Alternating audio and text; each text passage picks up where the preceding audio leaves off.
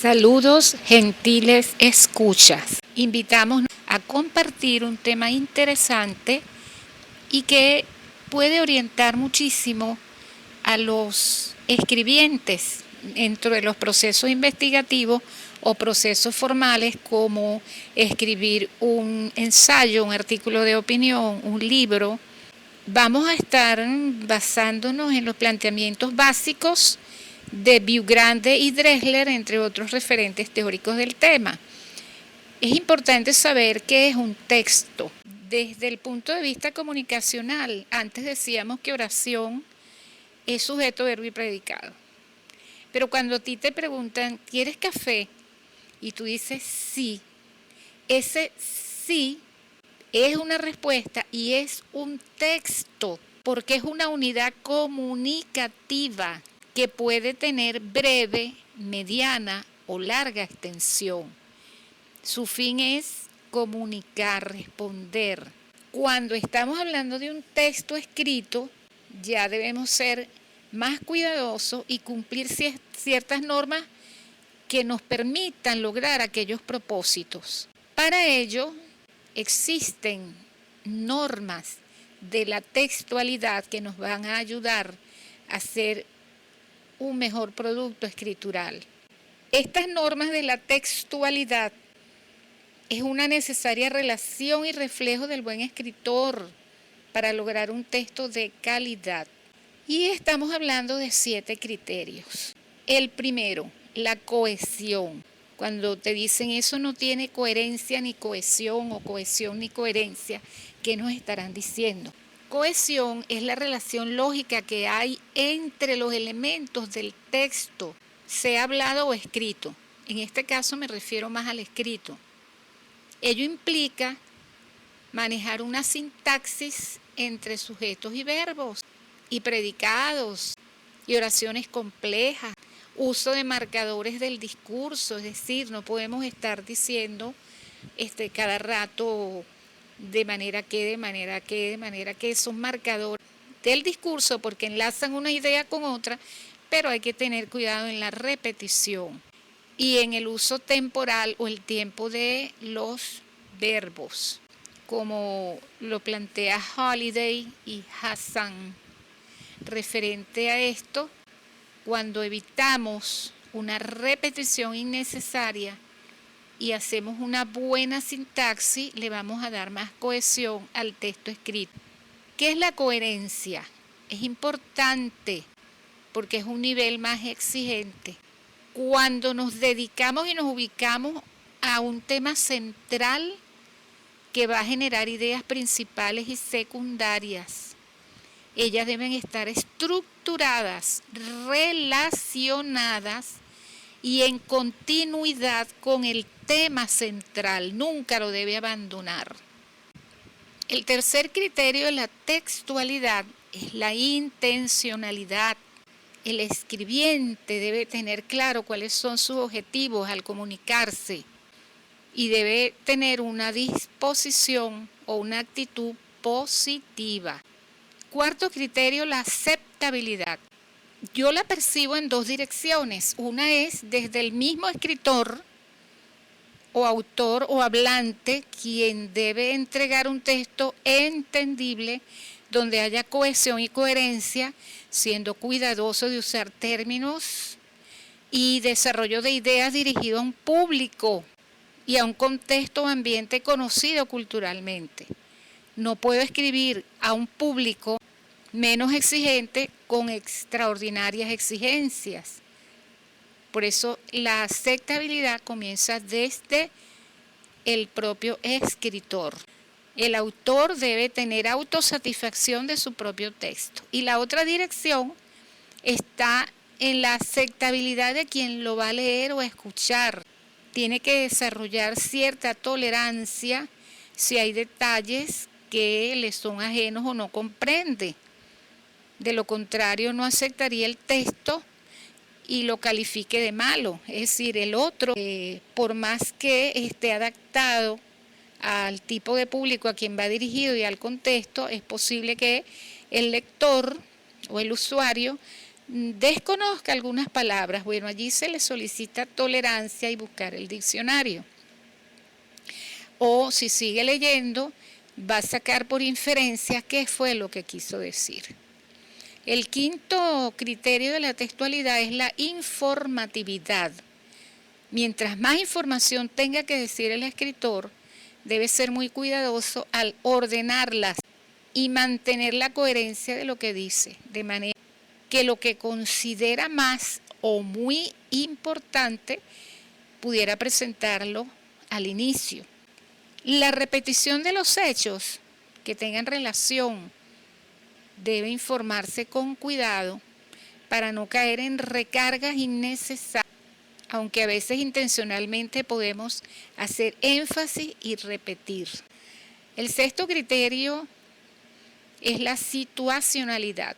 Considero que se refiere al tema o información cuando se da en un momento y lugar específico y hasta oportuno para que el texto tenga más importancia y eficacia o impacto en el lector. Por supuesto que esto va a depender de la emotividad, porque yo puedo leer un texto que se escribió hace 100 años. Y el último es la intertextualidad. Se refiere a la posibilidad de que lo expresado en la escritura o en el habla formal se puede relacionar con otros textos que manejan iguales o parecidos significados. También porque se identifique con un tipo de texto, como ensayos literarios, tesis, novelas, entrevistas, una noticia científica, por ejemplo. Quiero hacer énfasis en que la cohesión y la coherencia son dos nociones de la textualidad centradas en el texto. Son las dos primeras normas de la textualidad. La cohesión, la relación interna de lo que se escribe. Por su parte, la coherencia está centrada y se ve cuando el tema central con sus ideas principales y secundarias están relacionadas. Todo esto permitirá un texto que impacte, que sea apropiado, que tenga aceptabilidad una vez que se entrega. Ahora vamos a ver nociones centradas en el usuario. ¿Y por qué son importantes? La intencionalidad. Tanto escritor como lector, o hablante y oyente, deben estar claros en los objetivos de la comunicación. La aceptabilidad. Esto es un elemento también centrado en el usuario. Sin cohesión ni coherencia no hay aceptabilidad del texto y va a ser rechazado. La informatividad. Si no hay esfuerzo en dar o entregar información nueva, novedosa, se puede perder el interés del lector, del usuario. La situacionalidad. ¿Sí? El usuario necesita identificar el contexto, qué es lo que está abordando el texto, para poder aceptarlo y ser un usuario satisfecho.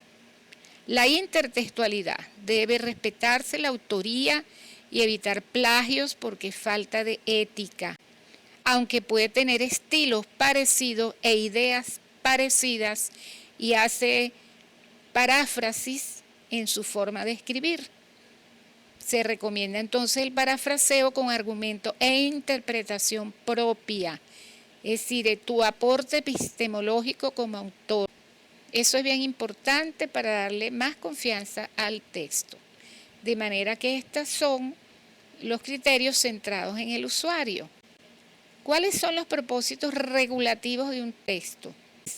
Que ayuden a controlar la producción de la comunicación textual, y son tres: efectividad, eficacia y adecuación. La efectividad es el nivel de compromiso que exige y debe tener el texto según el autor y hacia quien va dirigido. La diferencia central es que depende del escritor, la efectividad. La eficacia logra el fin para el cual fue escrito, creando una impresión, un impacto buenísimo, positivo. Me gusta oírte, me gusta leer. Es decir, el lector recibe el fin para el cual está leyendo el texto. Ese elemento lo refleja el receptor, el usuario o el lector. Y la adecuación está contenido en el texto. Cuando el tema se centra en lo que se quiere comunicar, se ajusta al público, a los oyentes, a las situaciones apropiadas, al idioma, a la conciencia epocal, normas de cortesía, etc. Es importante que sepamos que hay que manejar estos principios de textualidad si queremos escribir una buena tesis, por ejemplo. ¿Qué es la ambigüedad lingüística? Son expresiones, tanto escritas como habladas, que pueden significar dos o más contenidos. Por lo tanto, hay que resignificar lo que leemos o lo que nos dicen y precisar, porque a veces no entendemos y podemos manejar diferentes informaciones, y sobre todo si es en la escritura, ubicarnos en el contexto, en el momento, para poder definir qué es lo que está diciendo el otro y no entender mal. Es un proceso de interpretación para que esa ambigüedad se diluya. Se da en la comunicación escrita y con disortografía. Por ejemplo, cuando escribimos es una pérdida, sin la tilde en la E. El que sabe leer dice es una perdida, pero realmente el que escribió omitió una tilde y se lee otro significado. ¿Cuáles son las consecuencias que puede tener la ambigüedad lingüística? Mala comprensión y por lo tanto malas respuestas, o sea, fuera del contexto y del significado que realmente quiso decir el escribiente o el hablante. Es necesario para la comprensión y el análisis de otros procesos cognitivos, que son virtudes humanas, valores humanos, el análisis y la comprensión, el precisar la información con el interlocutor. Veamos algunos ejemplos. Escriban, por favor, necesito una valla. ¿Cómo la escribes? ¿Qué te quise decir? ¿Qué entendiste? Ahí hay una ambigüedad. Las ambigüedades pueden ser intencionales. El hablante lo puede hacer con mucha ironía, con mucha intención para confundir. Las hay lexicales, por ejemplo, tú acá no pintas. Le estoy diciendo que no va a pintar con la témpera o no va a pintar la pared, o está sobrando y no hace falta en la reunión. Alguien dice o escribe, por ejemplo, un político, soy enemigo de la corrupción. Eso es pareciera una ambigüedad intencional, ¿verdad? Vamos a diferenciar ambigüedad de metáfora, porque puede tender a confundirse. Hay muchísimos tipos de metáfora que en este momento no las vamos a estudiar. Vamos a revisar, por ejemplo, esta, cuando hay transferencia de sentido, que no es lo mismo que generar una ambigüedad o confusión. Tus ojos de cielo. Ahí hay una transferencia de sentido, y ¿qué nos imaginamos? Que tus ojos son de color azul. Si digo el amor es tortura, es otra metáfora, porque el elemento amor y tortura se están relacionando como que si fuera el mismo significado. Eso es metáfora, que es distinto a comparación. Cuando tú comparas, dices tus ojos son como el color del cielo, eso ya es otra figura. Pero aquí la estamos diferenciando de la ambigüedad, porque la ambigüedad sí genera lo que ya dijimos, dudas de sentido. En la metáfora no. Ejemplos, visualicen. Este lugar es el más feliz de la casa. ¿Qué lugar de la casa contextualizaron ustedes allí? El cuarto, la cocina, el jardín, el garaje, el patio. Pues resulta que el lugar no es feliz. Quien es feliz es la persona. Educación para la paz. educación para la justicia. ¿Qué estamos entendiendo allí? Hay confusión, se manejan varios significados. ¿Verdad que significa dos cosas? ¿Cuál habré querido yo decir? Porque la cadena de sonidos es confusa. Entonces esas cosas pertenecen a la ambigüedad lingüística. ¿Y por qué es arquitectura? Porque nosotros vamos a manejar varios aspectos de sentido para ubicarles el significado y contextualizar para poder en esa indagación, en esa interpretación, buscar el significado preciso.